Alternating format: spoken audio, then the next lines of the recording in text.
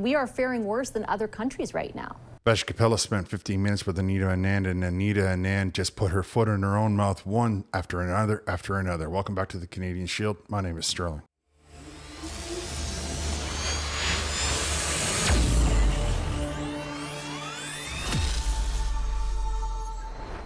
Foreign Affairs Minister of Canada, Anita Anand, sat down with Vash Capellos, and the interview was about 14 minutes long. And I say that only so that you can understand that Vash might have asked 3 questions, probably spoke for an entirety of 2 minutes of the 15-minute interview.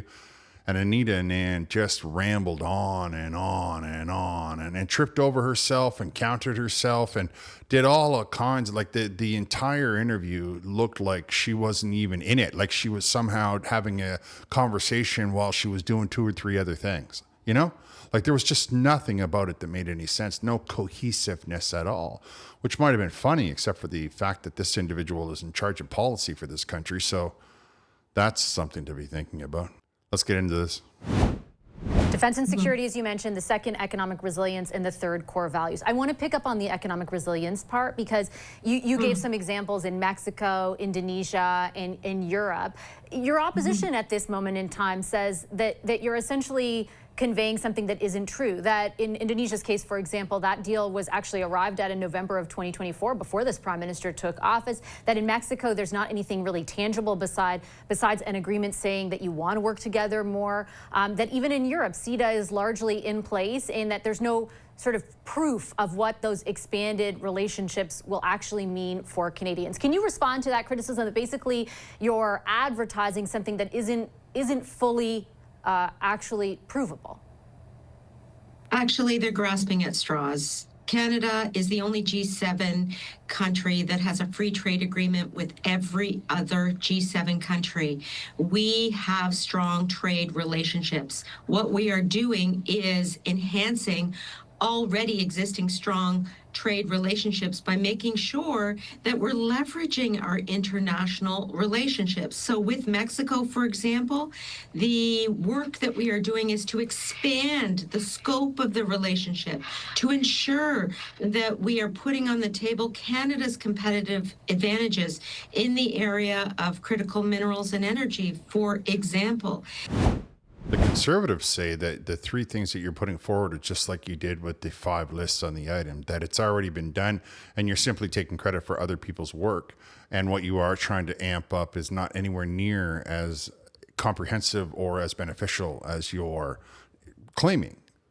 And your response to that is, well, we have the most trade. We're the only G7 country with the free trade with all the G7. And I would think, okay, so if I understand you correctly, you're going to ignore the question and you're going to then say that we're the only country that has free trade with all the other G7 countries, and yet still we are tumbling down, going flat broke. Mexico has surpassed us in GDP.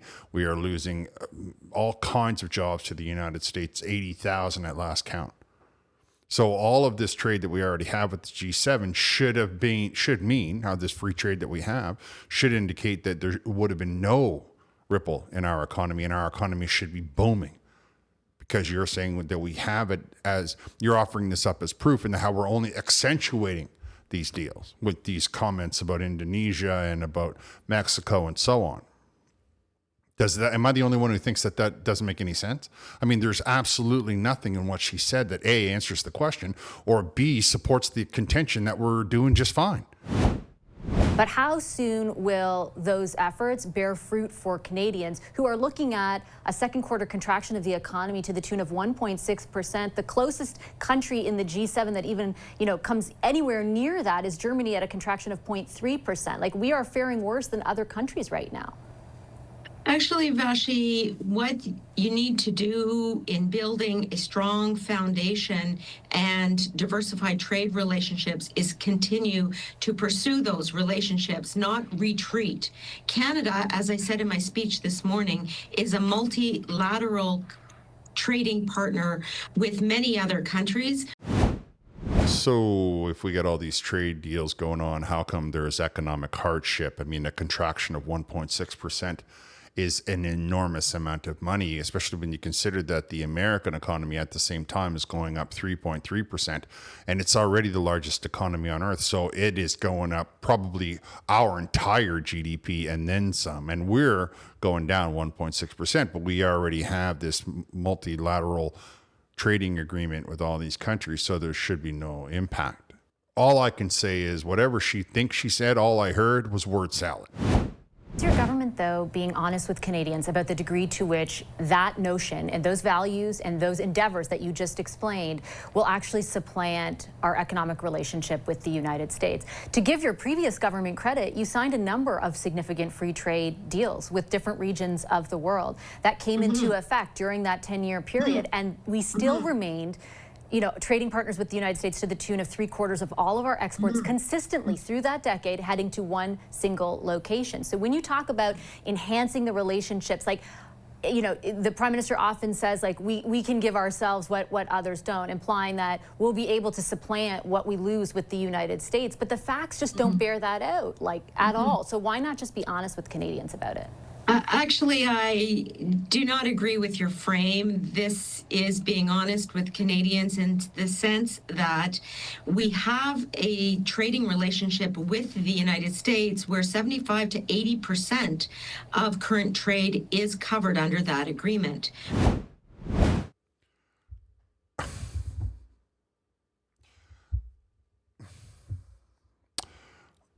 Okay, so let's just rewind what you had to say there, Miss Anand.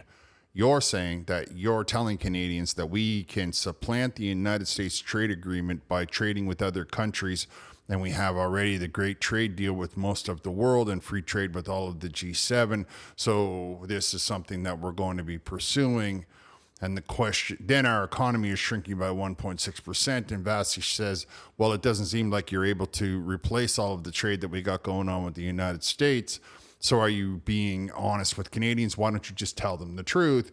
And your reaction is to say, I am telling them the truth. We are already trading at 80% of our product with the United States under the CUSMA.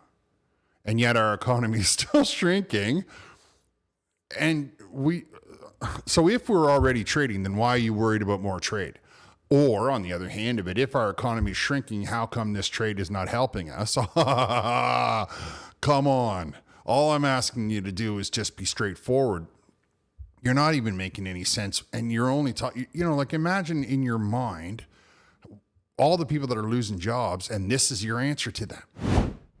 Again, Vashi, you seem to want to have a solution overnight. What I am saying is that this takes time, but we are not letting our foot off the gas. Foot on the gas? I think what she meant to say was that she was going to keep the batteries fully charged. That she was going to make sure the charger was plugged in. Foot on the gas. That is a bad term coming from the Liberal Party and their position on fossil fuels and their desire to cram EVs down everybody's throat.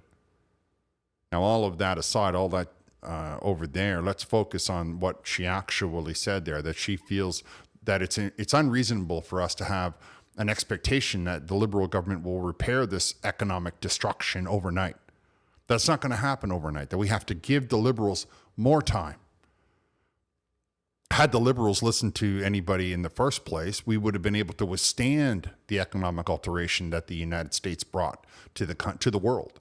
Many countries, especially almost all of the G7 except for Germany, are growing despite the trade changes with the United States of America. And here you want Canada to give you more time. That's the thing with the Liberals, right? It's always just around the corner. There's never any solutions. It's always just a promise. It's a promise. It's a fantasy. It's a dream. It's never a reality.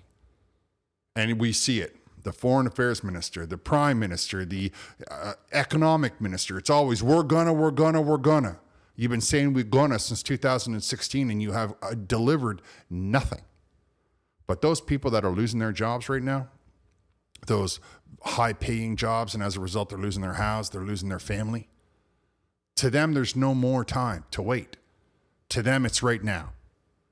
So I don't know why you feel that you should be given grace when they are not being given grace. And they have nowhere to land because of the decisions of the Liberal Party. It's not Donald Trump's fault that you won't allow decent industry to be functioning in this country. It's not Donald Trump's fault. If you were to follow half of the things that Donald Trump was doing, most of these men would be able to get a better job, or at least as good as a job. Of course, you can't do that because you're ideologically opposed to that kind of thing. As a result, you're asking for more time and talking like you're in high school or in elementary school, and it's all going to magically work itself out before the recess bell. But it's not going to work itself out. We need people to work it out.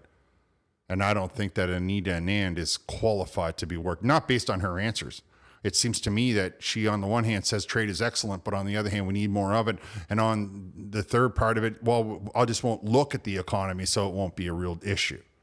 Don't ask me to fix it right away. Don't ask for me to do it overnight.